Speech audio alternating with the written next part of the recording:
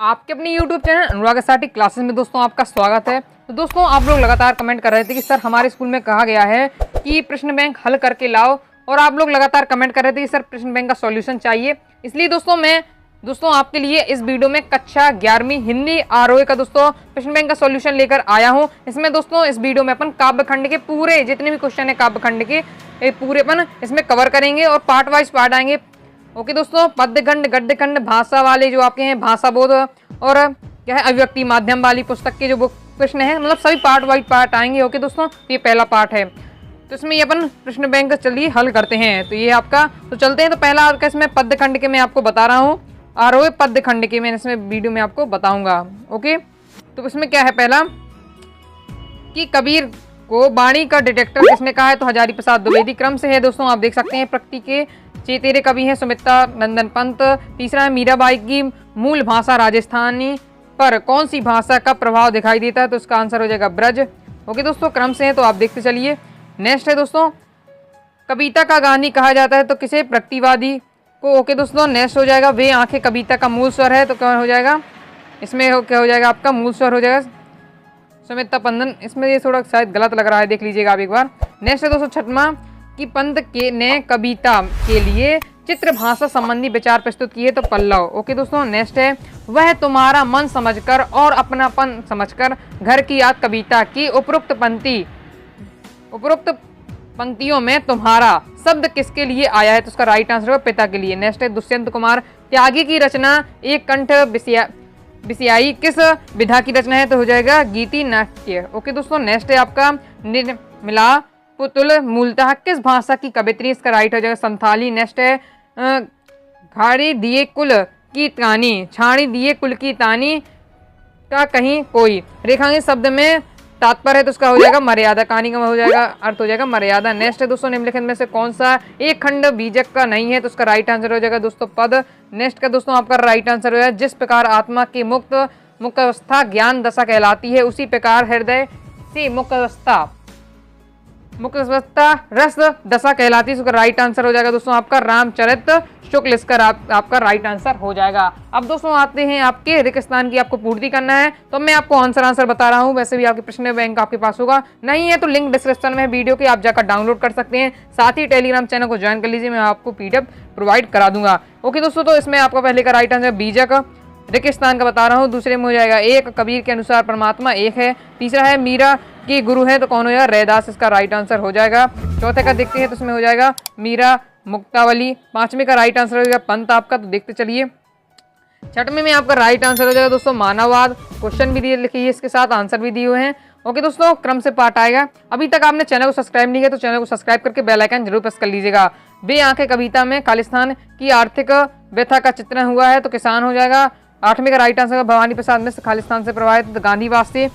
नौवां है सहलज के कवि खालिस्तान है, तो क्या हो जाएगा भवानी प्रसाद मिश्र। 10वां है आपका साये में धूप दुष्यंत कुमार का खालिस्तान संग्रह, तो गजल हो जाएगा। नेक्स्ट है दोस्तों आपका 11वां नगाड़े की तरह बजते हैं शब्द खालिस्तान की रचना है, तो हो जाएगा निर्मला पुतुल। 12वें का राइट आंसर है आपका घर की याद कविता में कवि के पिता खालिस्तान का पाठ पढ़ते, तो गीता का हो जाएगा। देखते चलिए दोस्तों फास्टी। और 13वें का है आप दोस्तों सतपुड़ा के घने जंगल खालिस्तान की कविता है, तो किसका भवानी प्रसाद मिश्र, इसका आपका दोस्तों राइट आंसर हो जाएगा। सप्त आते हैं, तो इसमें है मीराबाई की भक्ति दाम्पत्य भाव की है, तो सत्य हो जाएगा। कबीर ब्रज भाषा के कवि हैं, ये असत्य हो जाएगा। तीसरा है कबीर ने बाहरी आडंबरों का विरोध किया है, सत्य है। चौथा है मीरा की मूल भाषा राजस्थानी पर अवधी भाषा का प्रभाव है, ये आपका क्या हो जाएगा असत्य हो जाएगा। नेक्स्ट बढ़ते हैं 5वां पंत की ताज कविता छायावादी कविता है, तो उसका आपका दोस्तों ये आपका सत्य हो जाएगा। 6वां है किसान की गाय का नाम उजरी था, तो ये आपका सत्य हो जाएगा। 7वां क्वेश्चन है आपका सूर्य का स्वागत का संग्रह दुष्यंत कुमार त्यागी का है, तो ये आपका सत्य हो जाएगा। 8वां है निर्मला पुतुल का संबंध झारखंड से, ये आपका सत्य हो जाएगा। और ये आपकी जोड़ी दी हुई है, तो आप इसके स्क्रीनशॉट ले लीजिए, तो देख सकते हैं इस प्रकार से आपकी जोड़ियां हैं, तो आप इसका फास्ट स्क्रीनशॉट ले लीजिए। अब आते हैं आपके एक वाक्य उत्तर, तो ये आपके एक वाक्य उत्तर है। ओके दोस्तों, कबीर भक्ति काल के अंतर्गत निपुण भक्ति की कौन सी काव्य धारा के कवि हैं, तो ज्ञान श्रेयी। दूसरा है मीरा ने अपना आराध्य किसे माना है, तो श्री कृष्ण हो जाएगा। तीसरा है मीरा के विष का प्याला किसने भेजा, तो राणा ने। चौथा है राम नरेश त्रिपाठी किस युग के कवि हैं, हो जाएगा इसका पूर्व छायावादी। पांचवा है क्वेश्चन, हिंदी कवि साहित्य में बाल साहित्य के जनक कौन माने जाते थे, हो जाएगा इसका राइट आंसर द्विवेदी योग हो जाएगा। अब आता है आपका छठवां क्वेश्चन, तो बानर नामक बाल पत्रिका संपादन किसने किया, रामनरेश त्रिपाठी। सातवां है, प्रकृति का मानवीकरण कौन से वाद की प्रमुख विशेषता है, छायावाद हो जाएगा। मिलन खंड काव्य के रचयिता है जो रामनरेश, आपका इसमें त्रिपाठी राइट आंसर हो जाएगा। नौवां क्वेश्चन है, घर की याद कविता में कौन किसको याद कर रहा है, तो इसका राइट आंसर हो जाएगा दोस्तों आपका एक पुत्र अपने परिवार को। 10वां है, मीरा की प्रेम रूपी बेल में कौन सा फल आया है, तो इसका हो जाएगा आनंद रूपी। ओके दोस्तों, तो आप फास्ट नोट कर लीजिए। अब आते हैं आपके लघु उत्तरीय प्रश्न। ओके दोस्तों, 30 शब्द में आपको उनका उत्तर देना है।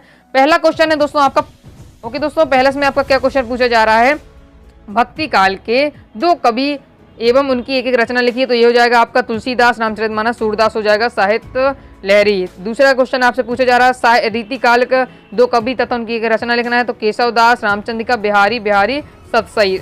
ओके दोस्तों, इसकी रचनाएं दी हुई, यहाँ कवि का नाम, उसकी रचनाएं। तीसरा है भारतेंदु योग की आपको करना है कि दो कवियों के नाम लिखना है, उनकी रचना लिखना है, तो भारतेंदु हरिश्चंद्र, ईश्वर बड़ा है विलक्षण, और दूसरा हो जाएगा आपका बालकृष्ण भट्ट। ओके दोस्तों, बातचीत, ये इनकी कवि ये रचना हो जाएगी। चौथा है आपका द्विवेदी योग की दो कवि लिखना, उनकी रचना है, तो महावीर प्रसाद द्विवेदी, बेचारी भी थी, और सरदार पूर्ण सिंह कन्यादान, ये उनकी रचनाएं हो जाती हैं सर। फिर पांचवा है छायावाद के दो कवि लिखना है, उनकी रचनाएं हो जाए, तो जयशंकर प्रसाद। ओके दोस्तों, जयशंकर प्रसाद की। और फिर आपका दूसरा है सुमित्रा नंद बीणा। ओके दोस्तों, नेक्स्ट है दोस्तों आपका छठवां क्वेश्चन, प्रतिवाद की दो कवि आपको लिखना है और एक एक रचना लिखना है, तो हो जाएगा नागार्जुन, युगधारा, त्रिलोचन, धरती। ओके, इसकी रचना हो जाएगी। सातवां क्वेश्चन में आपको बताना है प्रयोगवाद के दो कवि तथा उनकी रचना बताइए, तो हो जाएगा अज्ञे तिलम, और दूसरा हो जाएगा धर्मवीर भारती अंधा योग, इनकी रचना हो जाएगी। आठवां क्वेश्चन है भक्ति काल की प्रमुख विशेषताएं, आपको प्रवृत्तियां लिखनी है, विशेषताएं आप समझ लीजिए, तो क्या हो जाएगा ईश्वर भक्ति, दूसरा हो जाएगा गुण गुरु महिमा, तीसरा हो जाएगा सादा जीवन, चौथा हो जाएगा आपका राज्य आश्रय से मुक्ति आदि, ये इनकी हो जाएगा। नौवां क्वेश्चन है रीतिकाल की दो प्रमुख आपकी प्रवृत्ति लिखनी है, तो ये दी हुई है आपको, कौन कौन सी दी हुई है, सांसारिक सुख का प्रधान, नायिका भेद, और तीसरा हो जाएगा श्रृंगार और नखशिख वर्णन, चौथा हो जाएगा मुक्त काव्य और रीति काव्य।